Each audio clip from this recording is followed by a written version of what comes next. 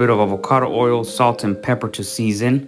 Now, once I throw them on the cast iron, I'm gonna put them fat side down, let that fat render out completely, get nice and crispy. After that, you're gonna turn them around. And I usually don't ever cook steaks to time. I usually use a thermometer. That way, you can tell me what internal I wanna remove them at. I pull these out once they reach 115, 120 degrees.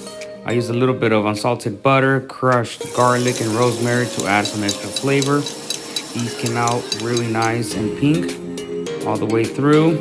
And I topped them off with that butter at the very end. These were delicious. Let's go! Of course, I'm using some sunshine. Put that on there like so, like that. Put right much. Honey, it's salt free, honey. Put as much as you want to, honey. That's your business, okay? I'm gonna use a little bit of this one, onion and herb, which is also salt free. Like so, like that. Then add coconut aminos. Put that on in there. Then I added a little bit of this LB's chili bar. It's like the vegan sweet heat, honey. It's amazing. Got a little bit left in there, like so, like that.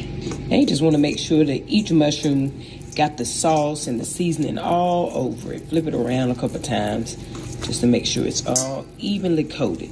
All right. Forgot to add just a little bit of maple syrup. So that's going to give it our little teriyaki-like flavor. All right, going to add them to a cast iron skillet with a little oil in it. Add in some chopped garlic.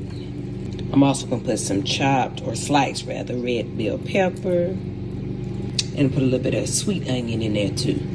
I'm just put a little bit of sunshine on them because I can, and that's my business. Now, the one thing about the lion's mane, it's very thick. So you want to try to push and press down as much water out of it as possible as it cooks, okay? But if you have like one of the cast iron pressers, that's even better.